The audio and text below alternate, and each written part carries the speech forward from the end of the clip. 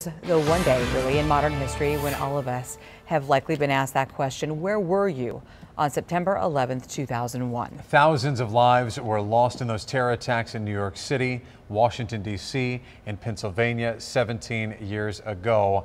We have some live images right now from the memorials happening. The one in New York City, they're reading off those names there at the Pentagon as well. Again, we see these scenes, we see them each and every year, and we try to kind of replicate that feeling and that honor and that respect here in the Valley, in all parts of the country as well. Absolutely. Well, that's how far-reaching this was all those years ago. In fact, we're going to check back in with our Nohelani Graf. She's live at the Healing Fields in Tempe, and this is a great place where the community can come and reflect on that fateful day. But Nohe, and you said this about 2 hours ago. You said every single year, you've been there several times anyway, and that every year you get a different emotion. I couldn't agree with you more.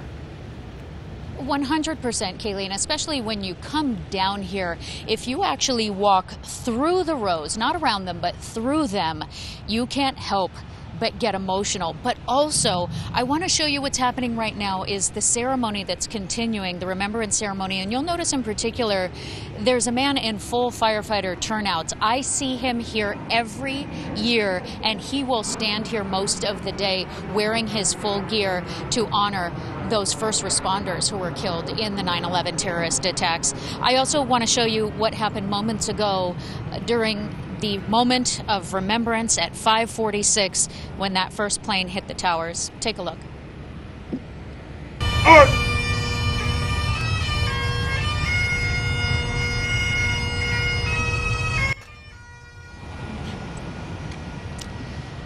So a moment of remembrance, the presentation of colors. There are several guest speakers now sharing their experiences, their memories of that morning. And that's also one of the things that you'll notice when you come out here is you can bump into community members and share a story with a complete stranger and remember where you were on that day 17 years ago.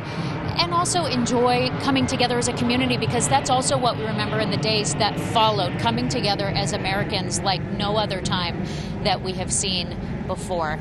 Kaylee and Dan, there is another ceremony happening this evening as well. That starts at 7 o'clock, a candlelight vigil for anybody who wasn't able to make it out for this morning's remembrance. It'll be a great gathering for families. No, hey, thank you for that. We appreciate it.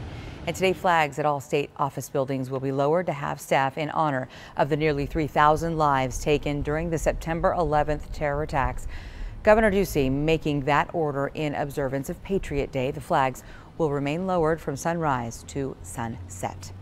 And as the towers were falling, first responders, as you know, rushed head-on into danger to save lives.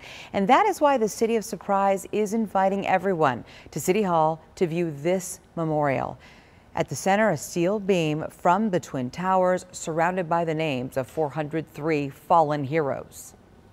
It's to remember our fallen that made the ultimate sacrifice, but it's also to remember the thousands of lives that were lost after the event took place due to 9/11 illnesses. And that memorial will be at City Hall near Greenway and Litchfield through the month of September, but you can see it any time of the year at the Public Safety Building.